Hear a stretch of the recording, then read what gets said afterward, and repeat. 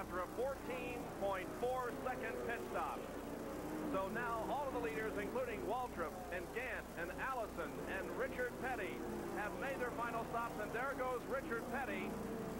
So now the battle shapes up for the last 34 laps. 166 laps have been completed. Everybody has made their final pit stops, and now we settle back for the conclusion of this exciting race.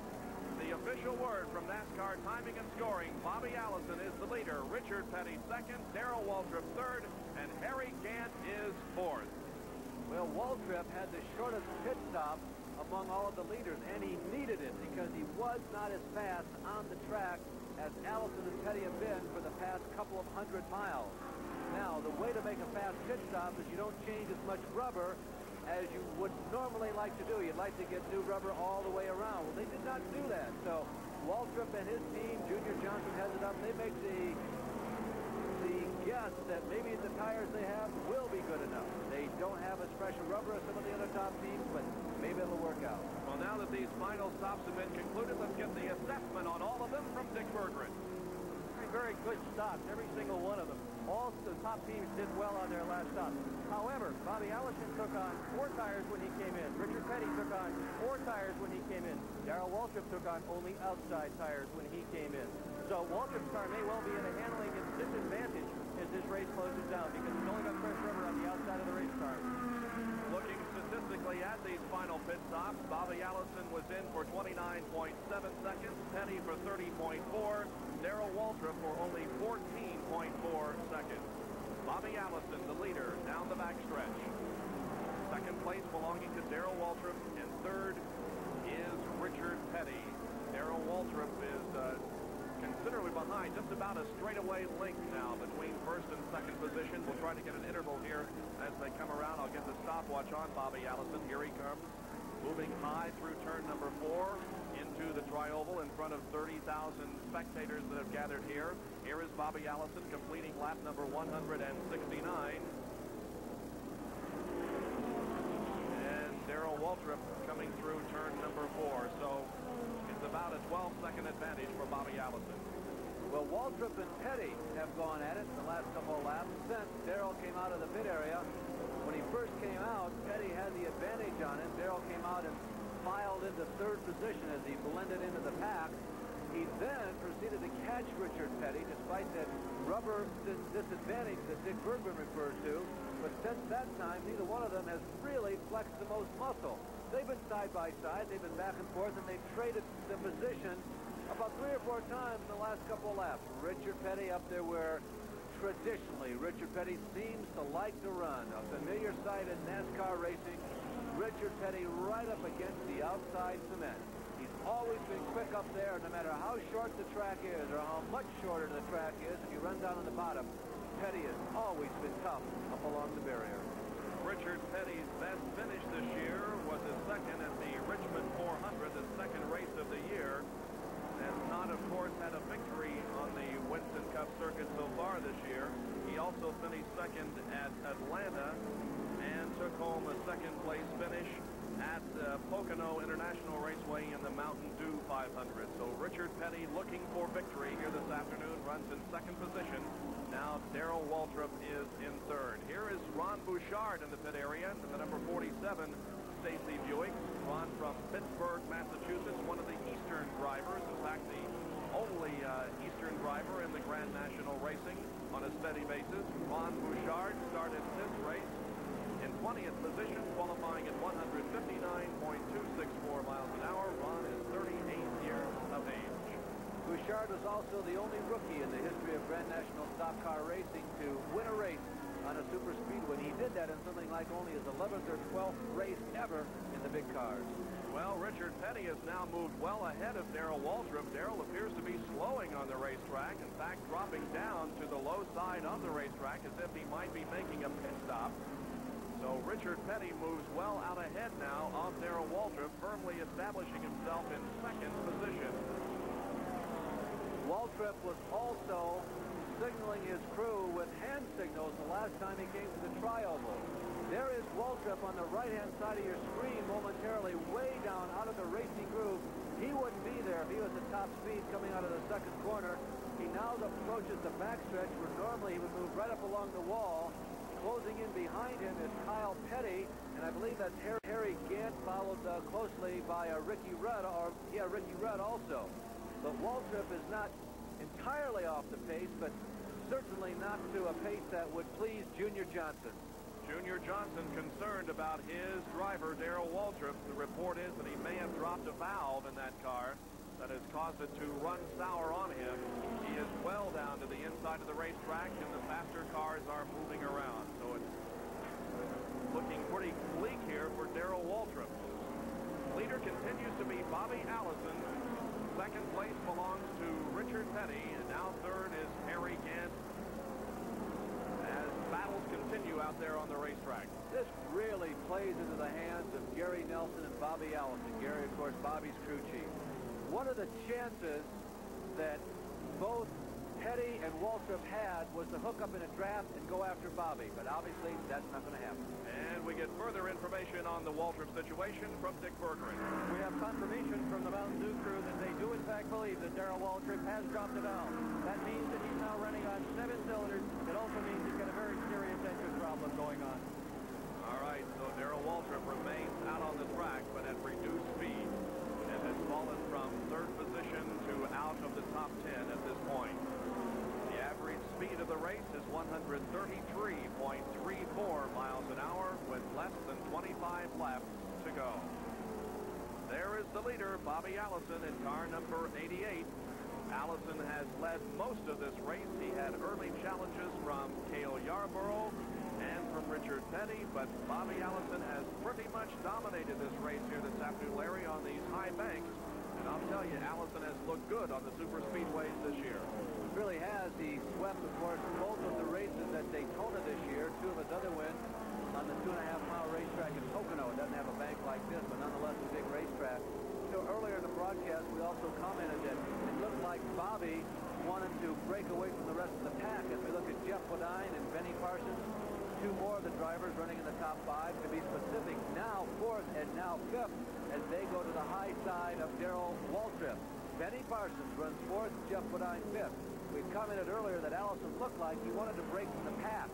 That's a difficult thing to do on the racetrack because of the draft, Bob. Remember back on lap 151 when Allison pitted, we were all speculating, why did he pit a little more early than what we anticipated? Well, that is a very good way to separate yourself from the rest of the lead draft. And I'm just wondering now if that was not the reason for that, comparatively speaking, early pit stop. It separated Bobby from everybody else in the racetrack when all the others made their stops in the normal, the routine, the expected time around lap 155 and lap 60. Allison was all by himself. He had already shown that he was the strongest guy, and he finds himself running on the racetrack alone. Well, that's a good point, except does he have enough fuel to go the distance? That's the question, of course, that we will have to answer. In any case, it is Bobby Allison leading at this point in the Champion Sparkplug 400 from Michigan International Speedway. Now another in our series of NASCAR facts, handling of the car, this time from Larry Newberg. At 150 miles per hour, centrifugal force has a tendency to throw the race cars into the outside retaining wall. Some type of weight equilibrium must be obtained. It is done primarily with the selection of springs. It takes a spring rated at 1,500 pounds on the right front and sometimes as little as 400 to 500 pounds on the inside to keep these race cars glued to the racetrack. And given enough time, there's almost an endless selection. Less than 25 laps to go now as 177 laps have been completed. More from Michigan after these messages. From the depths of space. Allison, the leader of the race. Petty second, Gant third.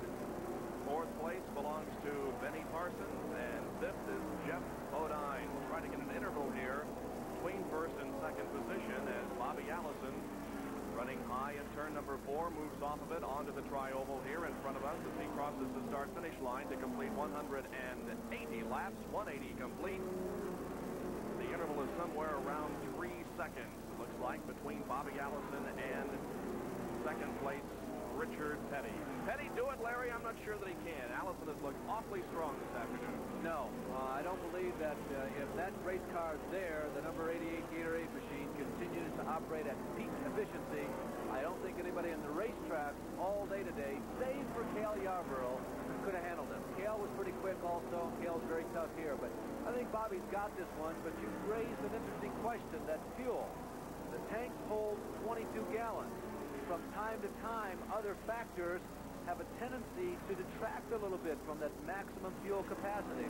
Sometimes you can only squeeze 20 gallons in, or maybe 21 gallons.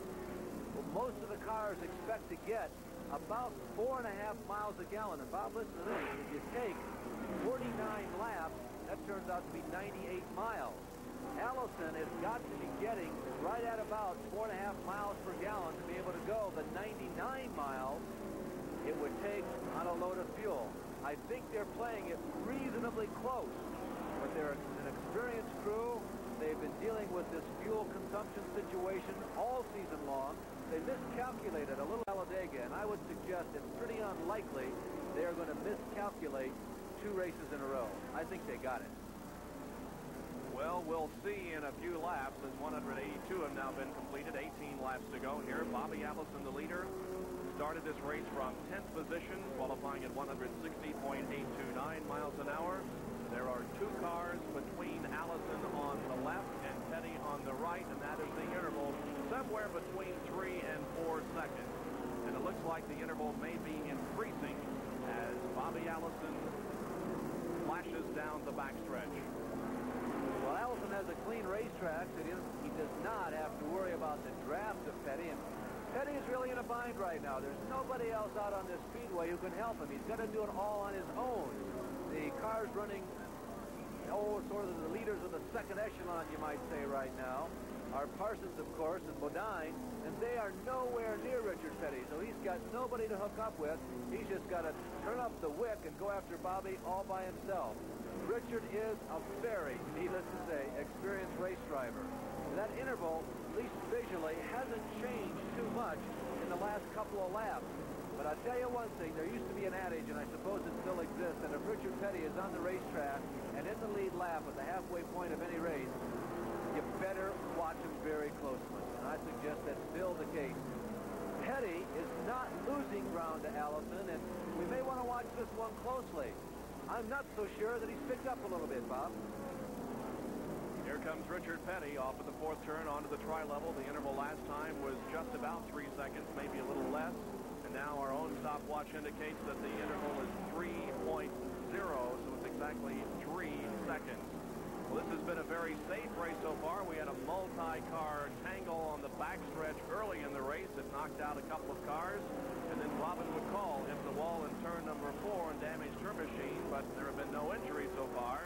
And aside from a couple of yellows because of debris on the track and a rain delay from laps 84 through 91, we have been green. The last time we had a yellow was on lap 118.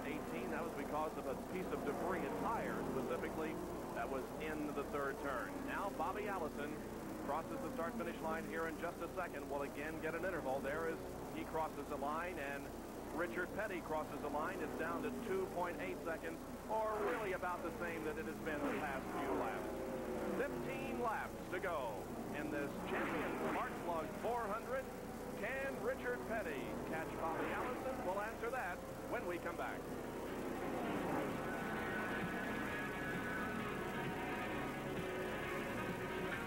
You have to be a hotshot driver to have a big following. Bob Jenkins, Larry Newber, Dick Berggren at Michigan International. Larry, can I get you to change your mind? It looks like that Richard Petty is indeed moving in on Bobby Allison. We have gone from 3.18 seconds down to 2.33 seconds in the last 5 laps. So Petty closing in on Bobby Allison. Well, I guess that the real macho thing to say would be, I'm going to stick with my original opinion. I guess I'll stick with my original opinion. It's interesting. Now, let me pose another possibility. We'll watch the interval very close the next couple of laps. There's always that chance that Allison slows just a little bit for a couple of laps to see how strong Petty is running. He knows that Petty is flat out right now. There's no question that Richard Petty, he is watching a powder keg sitting in the middle of his family room, and the line is burning toward it. He is going as hard as he possibly can. Now, the question becomes on the next couple of laps, whether or not that 2.3-second interval holds there or whether it gets bigger. It has boiled down, as Bob Jenkins told you, about 0.7 of a second in the last 5 or 6 laps. 12 laps, less than 12 laps to go, 11 and a half to go as Bobby Allison moves down the backstretch. There is Richard Petty moving into your screen to the far right-hand side. And we get more comment on the Bobby Allison situation from our pit reporter, Dick Berggren. Actually, there are two sources of concern about Bobby Allison at this moment from the pits. One of them is fuel. They did have to pit earlier than they really wanted to. When I asked Gary Nelson, the crew chief of the car, could they go the distance, Gary just gave me the old cross finger sign. He said, I sure hope so. The other concern would relate to tires. On the last pit stop, they had one blistered tire. Generally, that means that there may be a chassis problem. Possible that Bobby Allison's got another blistered tire. Maybe he's going to make it all the way. They are a little concerned at this point, however. 6 cars remain on the lead lap now, besides Bobby Allison and Richard Petty. 3rd place belongs to Harry Gant. 4th is Jeff Bodine. 5th is Benny Parsons. And 6th is now Darrell Waltrip, a lap down. Car number 67, Buddy Arrington. And also a lap down is Ron Bouchard.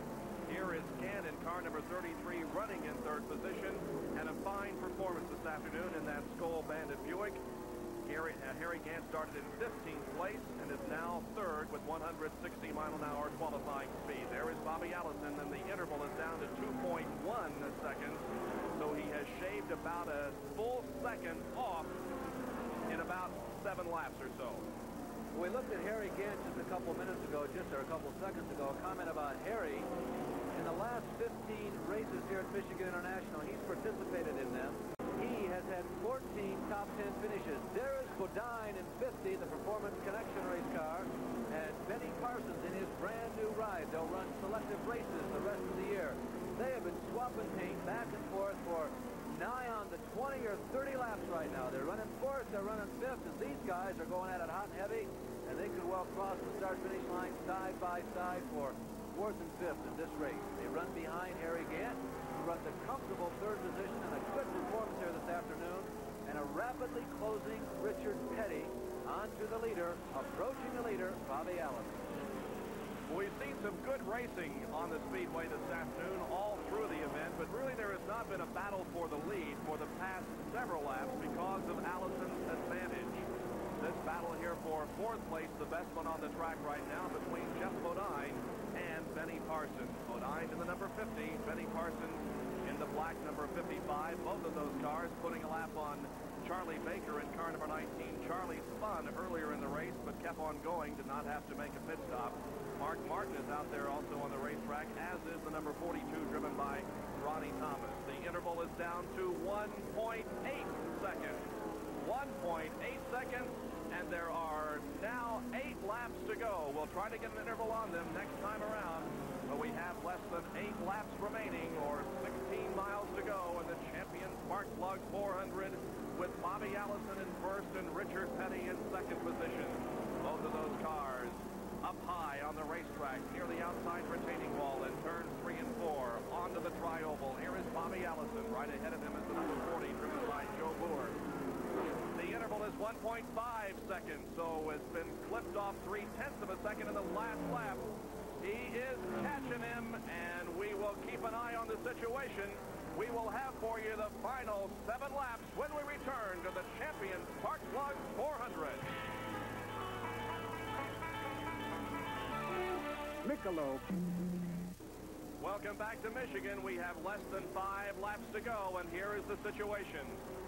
Bobby Allison has the lead, but the interval is only that much, 1.16 seconds, and Richard Petty is closing in on Bobby Allison for the final few laps. The crowd is on its feet. They are shouting for their favorite race driver in this battle, as we have 4 laps to go, and the interval is down to less than 1 second. And a major obstacle coming up in about a half to 3/4 of a lap. 4 slower cars, 4 cars about to be lapped by the 2 leaders, Allison and Petty.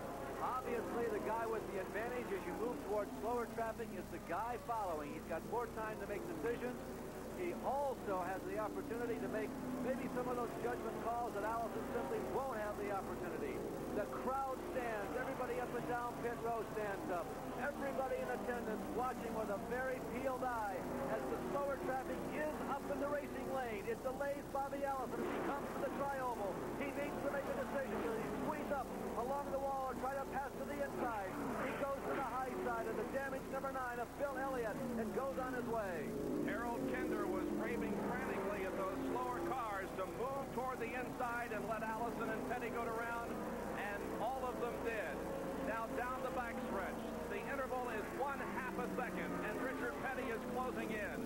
31,000 people in the grandstand are standing, and in the infield they have either moved toward the fences or they are on top of their campers, vans, and cars, watching what appears to be a very exciting finish to this 400-mile race. Here come the 2 leaders off of turn number 4. It looks like Allison may go low. Ahead of him is Neil Bonnet. Let's see what direction he takes. Bobby Allison moves high to pass Neil Bonnet into turn number 1. A slower car still up there in the racing groove now moves to the inside and gives Bobby Allison and Richard Petty a clear shot. The next time around, in less than 1 lap, the white flag will come out. The white flag will come out the next time around. Watch Allison's move to the tri-oval the next time. Petty is now close enough to be in Allison's draft. We saw Allison drop down low. Petty has closed the distance to about 3 car lengths. A big moment through the tri-oval. Allison will try to shake Petty. We are approaching the final lap of this race. The photo finish that NASCAR now uses was employed a year ago for this event, and the photo finish camera is ready again at Michigan International Speedway to capture the close of this race. Richard Petty and Bobby Allison are now nose to tail on the racetrack. Richard Petty looking for a way around, moves to the high side of the racetrack. Now the cars sweep off of turn number 2. They enter the backstretch for the final time at Michigan International in the Champions Park Plug 4. And Bobby Allison moves to the inside, and Richard Petty to the outside. I thought that Allison was slowing, but he was only getting out of the draft. It's Bobby Allison and Richard Petty fighting side by side and nose to tail through turns 3 and 4. Petty lagging back just a little bit. Let's watch the move that Richard Petty makes off the trial, into the trial off the 4th turn. His car wiggles a little bit. It's going to be Bobby Allison winning the Champions Park Plug 400. But it's almost a side-by-side finish with Richard Petty. Another great finish in Grand National Winston Cup racing. I told you, Bob, Jake, this is a piece of cake. No, it wasn't a piece of cake. Well, I'll tell you, both drivers, no matter how much of a veteran you are, you get down right to the short strokes and all the points and all the money is up there. Be perfect. Both drivers, as we look at the battle for 4th, we got another one coming. Here comes Bodine leading Parsons to the tri-oval. Bodine drops down to the lane closest to the solid white line, and Jeff Bodine comes home 3rd.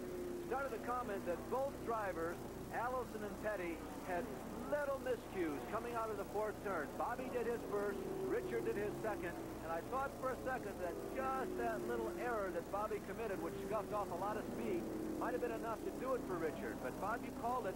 Allison dropped down out of the draft, going down the backstretch. And I thought he was in trouble. I really did. I thought the fuel had gone.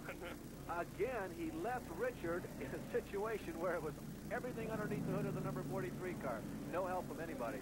I thought he might have been down on the bottom of the racetrack too long also, but he chose just the right moment to dart back up in front of Richard. Bobby Allison with his left hand outside of the race car, waving to his pit crew and the fans as they salute him, the winner of the Champions Spark Plug 400.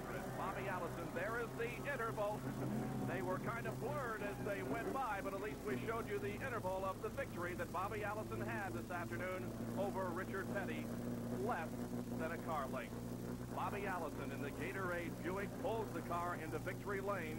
Dick Bergeron is right there, and we'll be having, of course, an interview with the very happy Bobby Allison, who comes home as a winner again in the 1982 Winston Cup battle. Bobby Allison from Hueytown, Alabama, pretty much dominated this race, but had a tough time staving off the challenge of Richard Petty in the final couple of laps.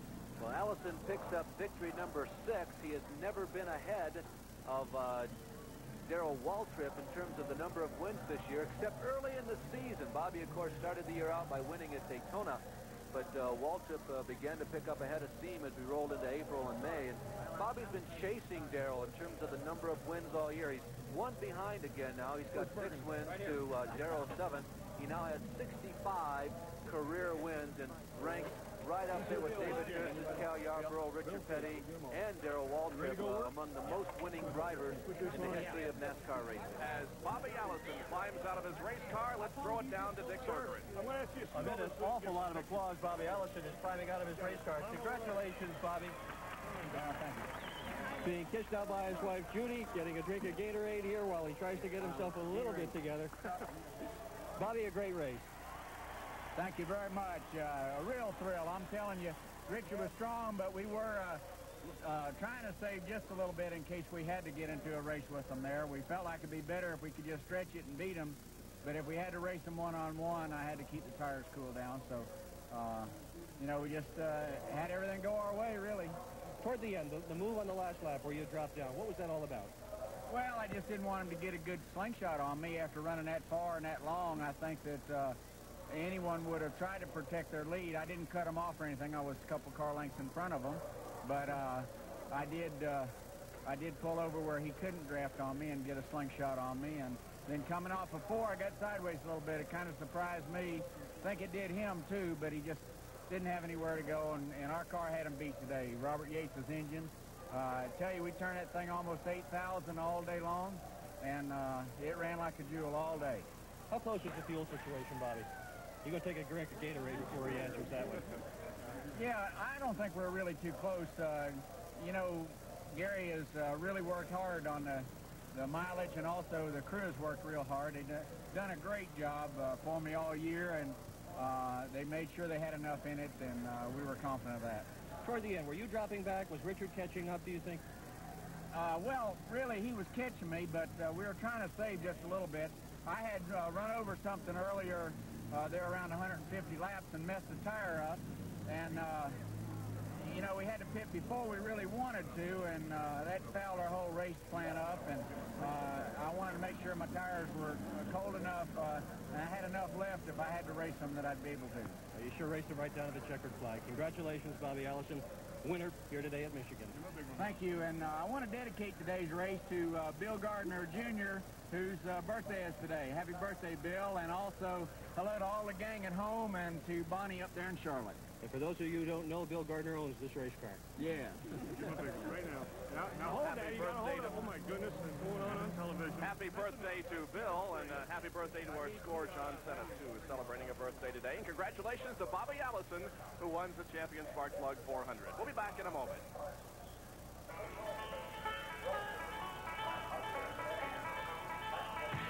Here's our race summary at the end of the race, 200 laps. We had 12 different leaders. The lead changed hands 31 times, and we had 5 caution periods, nothing serious.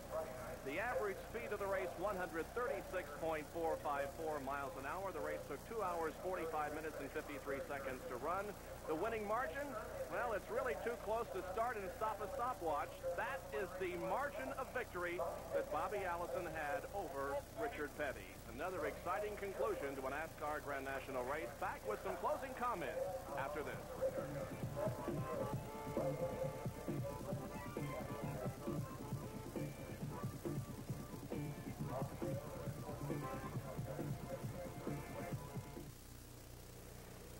I'm Johnny Rutherford, and this is Indy.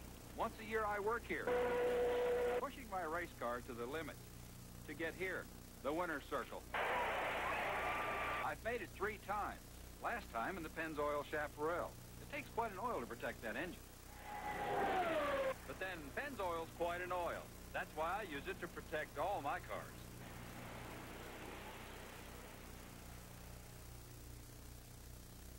You may have a problem. You don't want to talk about it. You've tried to control it. Nothing really works. You're not alone. 34 million Americans have this problem. It's oily hair. And most shampoos are too harsh or too mild. But now there's something new, something that works. Watch.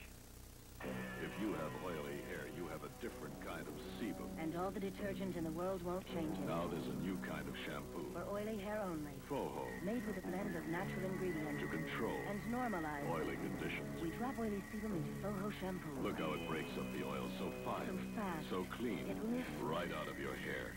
Gently. Easily. You get extra clean hair. And to keep it that way for oily hair only rinse. New Foho. It's not just a lot of detergent. For free samples of Foho shampoo and rinse, call this toll-free number, 800-638-9950. That's 800-638-9950. The call and the samples are free. If our cars break down during a race, chances are we're finished for the day. But it doesn't have to be like that if your truck breaks down delivering your goods. That's right, because you can call Saunders Leasing and rent a replacement rig by the day, week, or month, whenever you need one. Saunders has a reputation for some of the cleanest, most dependable rental trucks in the country. So when you have an unexpected breakdown, give Saunders a call. Rent or lease from Saunders. Check your yellow pages or call toll-free. Always a great competitor, Richard Petty has agreed to come out of the shower to talk to Dick Berggren. Here they are. Richard, you had them on their feet this time. Well, yeah, I didn't quite get there. We got a little behind on that pit stop deal. What happened, Bobby stopped before I did, and we were drafting along, and he stopped and changed 4 tires. And then when he come out, he ran, about 5 or 6 laps with the brand new tires, and I stayed out on the old ones, and he got, a pretty good ways ahead of me. And then when I come in, I had the new tires and stuff, and, I wound up about that far behind him, and then it took me, about the last 10 laps, I really started catching, finally caught up with him. But just the deal of the way we made the pit stops, he got away from me, and, there wasn't no catching up right at last, and once I caught up the last lap, then, there wasn't no time to do any figuring. All I had to do was try to cut at him, and, he had a little bit better coming off the corner, and he beat me. How close were you to a real bad situation on that crash early in the race, Richard? I tell you, I was in bad shape. So, the number 3 car come out and tried to get in line, and there wasn't no place to get in line. And when he did, he spun across in front of me, and I just turned left and spun, spun out down. I was just real lucky that, went through the grass. I was just lucky I didn't hit the inside guardrail. And then the car cranked right up, and I come right on him. But it could have been a real bad wreck. The last several races, you seem to be coming on stronger and stronger and stronger. Why? Car's running better. We're getting some of the stuff together. The car handled super good at the last of the race, but from the beginning of the race till we made the last pit stop, it wasn't like what I'd like to have. Then it got to handle a little bit better, but the car runs strong all day.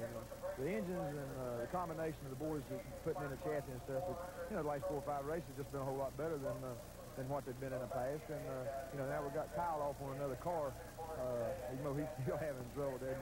But it gives us more time on our car, and I think it showed in the last 3 or 4 races. Richard Petty running strong again. Get ready to win. All right, as the crowd begins to file out of Michigan, we will review the top 15 for you very quickly here. Again, ESPN congratulates Bobby Allison on his victory here at the Michigan International Speedway in the Champion Sparkplug 400. Our thanks to Dick Berggren, who did an excellent job covering the pit area activity, of course, Larry Newber. For both of those, this is Bob Jenkins saying so long from Michigan International Speedway.